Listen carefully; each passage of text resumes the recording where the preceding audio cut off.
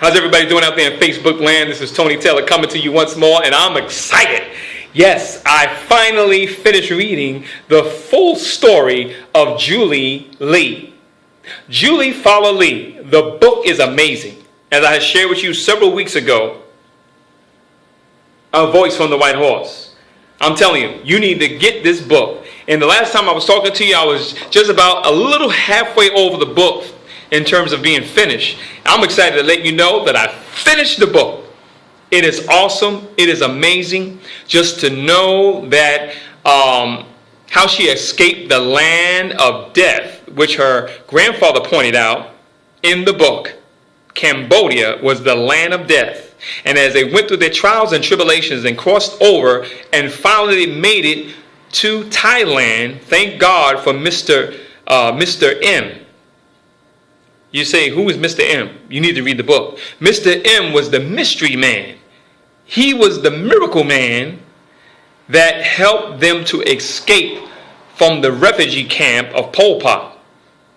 This man went out his way. He even went out to his way to the point that he had placed clothes under bushes and food in different areas of the jungle as he was preparing his way to release Julie Lee and other Cambodians. And he, guess what? He decided to stay back. And Julie Lee's grandfather and uncles, they were not happy about that. They were encouraging him to cross over too, but he was like, he didn't want to do it. He stayed there, but he provided a way that they would be able to escape.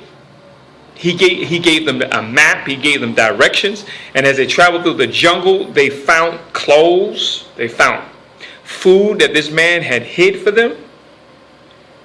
And so they crossed over, finally, from the land of death into the land of life, which was Thailand.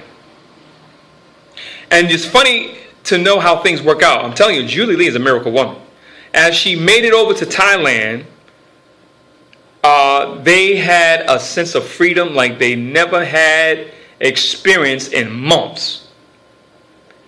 But Julie Lee had some issues. Her leg was swollen. It was turning black. And they had to bring her to the hospital. So she was at the Bangkok hospital in Thailand.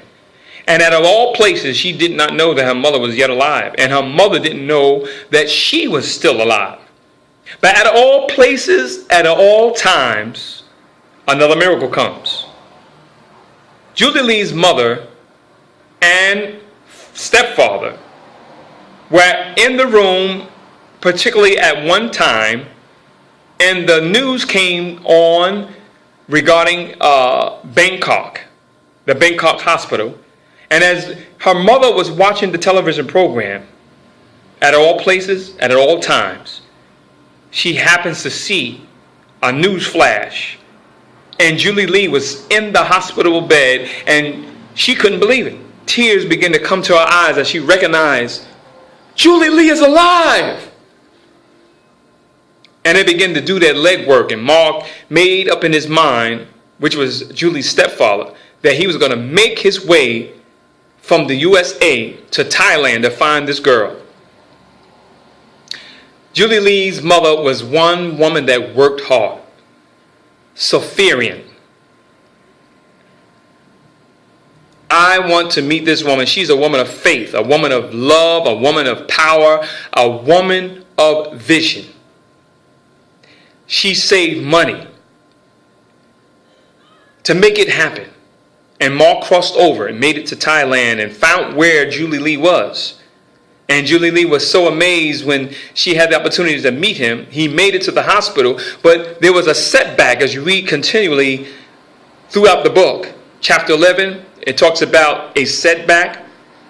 She had a health issue that held her back, and Mark had the whole heart of bringing her back, but he could not. They would not release her. You need to know the story of what happened. And it got to a point that Julie Lee, even as she was in the hospital, she got to a point that she was stressed out, she was depressed, even down to the point of thoughts of suicide was coming her way. But she remembered the dreams and the messages that encouraged her to not give up, which reminds me of a scripture that Jesus shares with his people. Don't lose heart. She kept heart, and she kept fighting. So Mark had to go all the way back to the United States until Julie was healed of her condition. So throughout the time that Julie Lee was in the hospital, she had a dream. And I want to tell you that Julie Lee, she is a dreamer. She had a dream that, of what? She had a dream of a horse. But this particular time, it was a message, it was a ghost that she saw.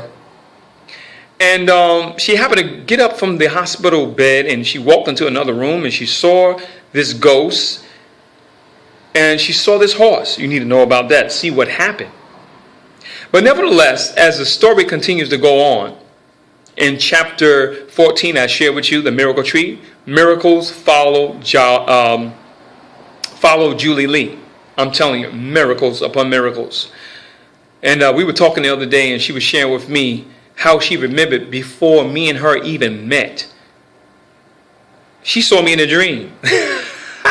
I was like, what? Get out of town. She was talking so fast and she was so excited. I was like, wait, hold up. Rewind. Go back. Start all over. What are you saying? You telling me that you had a dream about me before we even met? She said, that's right. You need to know about that. We can talk about that another time. So before we even met, God showed her me. Even before we were connected on Facebook, she reached out to me. And even at the time that she reached out to me, she didn't know why she was reaching out to me. But later on, which is just recently, she remembered after she met me and she began to learn me, that I was the one in her dream. She's a dreamer. So she dreamed, and she still dreams today. So nevertheless, she found out her mother was alive, which is chapter 14. Her mother found out that she was alive. And as I said previously, Mark had to go back to the USA. So once she was recovered of her health issue, and she was in better spirits, and it's interesting to know because anybody that went through the hell that Julie Lee went through will be anxious to get out of that country. But Julie Lee, she was not, first of all, she was not so anxious to leave because her heart began to think on the fact that she would not see her grandparents anymore. It was like she was between a rock and a hard place. She wanted to leave, to be free, have peace, have liberty like she desired to have. But yet her heart was hurting because she was like, I will not see my grandparents anymore. But another miracle took place. As you read the story, the grandparents, the mother just worked so hard. She even made way for her grandparents to come over to the United States. It's just amazing how God just brought everything together. And as Julie Lee, as you go into chapter 15, it talks about flying my white horse. And I was wondering now, how did she make it over from the other side of the world? Well, that's how she made it over, by the connection that was made. But as you read this particular chapter, Flying My White Horse, it brings more realism to what the meaning of the book, the title of the book is, A Voice from the White Horse. So as you read that, you'll learn more about that too. I don't want to give everything away. And as time went along and she crossed over to America, she lived in Dallas, Texas. She never seen white people. She never seen black people. She never seen Indian people, Spanish people. It was just a whole total thing for her. And as she began to experience eating American food, as I read the story, how she, as she had a hamburger before her, she didn't even know what to do with it. She was like, where's the chopsticks? So there was someone that began to tell her, well, just eat it. Put it to your face and eat it. So she began to put it to her face, and then she learned, okay, I got to bite this thing. So she bit the hamburger, and then she realized, oh, man, I'm American now. And she learned what it was to be American by eating a hamburger.